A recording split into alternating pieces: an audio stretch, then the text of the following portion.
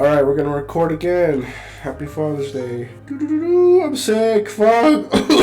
Dude, I am not going back to fucking Texas Roadhouse for as long as I fucking live. Fuck that place, dude. I don't know if this is gonna be blasphemy to some people, but I have never had a fucking good experience at Texas Roadhouse because I've either gotten sick the day of or the day after.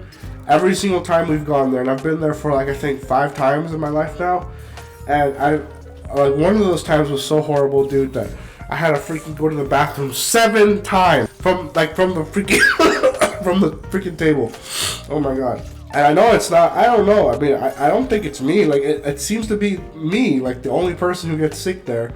And I order my steaks medium with some pink in it. You know. I don't know, but all right.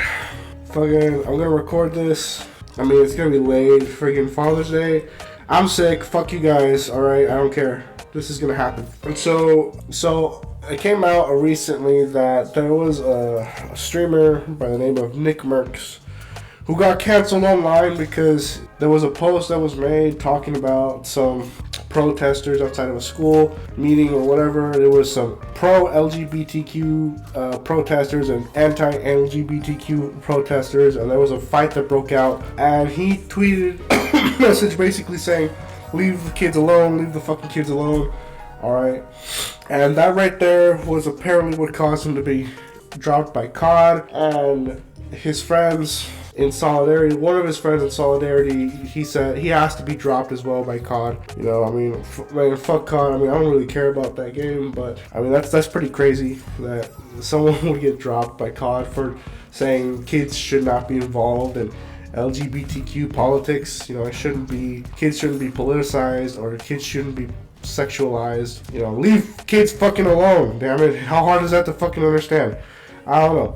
I think that his video, and I listened to some of his video talking about it, he's not hating on people who are LGBTQ, you know, and his perspective, you can clearly tell when he does his streaming or when he explained what happened in the situation, that he was coming from a parent's perspective, which is totally understandable. And I'm sorry.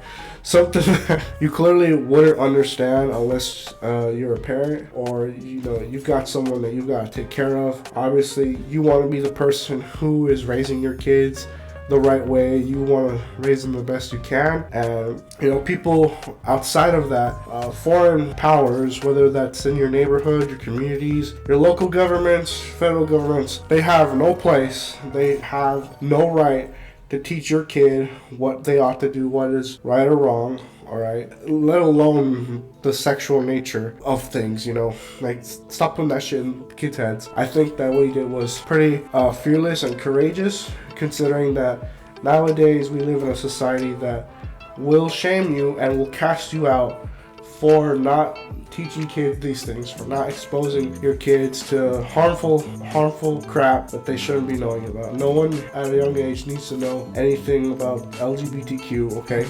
And I think that starting all of this stuff, starting your kid off right, in my opinion, starts in the home. You know, if you want kids to be able to navigate the world as it is, as crazy as it is, you need to be able to teach your kids from the home, from the get-go, the lessons that you learn from your parents.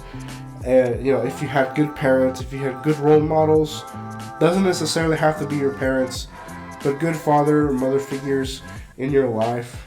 You need to take what they've taught you, the best of what they could teach you, and be able to pass that on to your kids. That's how you become a fearless leader.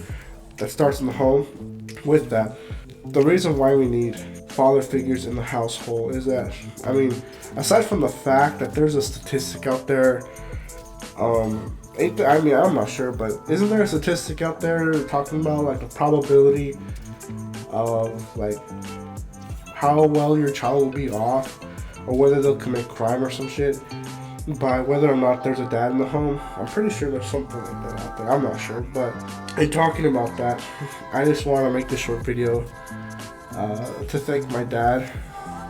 I mean, with all the crazy shit that is out there, you know, people identifying as cats, people identifying as something they're not, people being bullied for trying to believe in their religion, whether that's Christianity, whether that's whether that's Judaism, whether that's any other religion, whether someone's a Muslim. Like, I think people shouldn't be afraid to live their beliefs in a peaceful manner, obviously.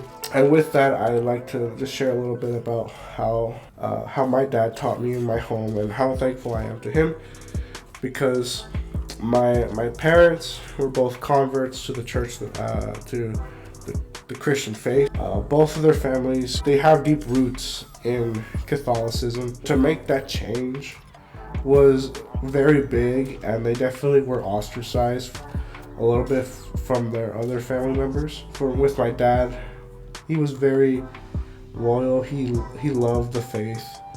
He would go to Sunday school classes, and he was a person who very much believed in the faith and read scripture. I know that from the stories that my dad told me, his days in the old country definitely had it worse over there, but through a lot of prayer and obviously through dedication to hard work, he was able to make something of himself, and he was able to inculcate that to me and my siblings as we were young. And my dad can kind of come off as, my dad is a little bit harsh in the way he raised us up, but when I think back to the way that he was raised as a kid, it's no comparison. I mean, he was raised in a third world country, where you didn't have that much opportunity, he didn't have that much resources.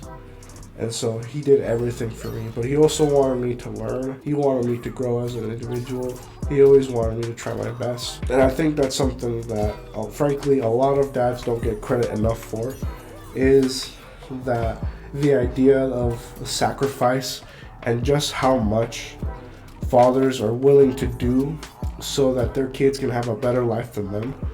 That is something that I hope I learn soon one day. The idea that I will work hard, but it doesn't matter if my kid has a better life than me. I want that for him. It's not a jealousy type thing. It's just a pure love thing. You want your kids to not have to suffer the way you did. And I can tell you that my dad is one of the hardest working people that I know. And what's weird is that the few times that I've worked with my dad, he was super firm in his instruction to me, and he would tell me what to do, and he had kind of like almost like a joyous kind of, I guess not aura about him, but he just had an attitude that was kind of like joyful in the hard work.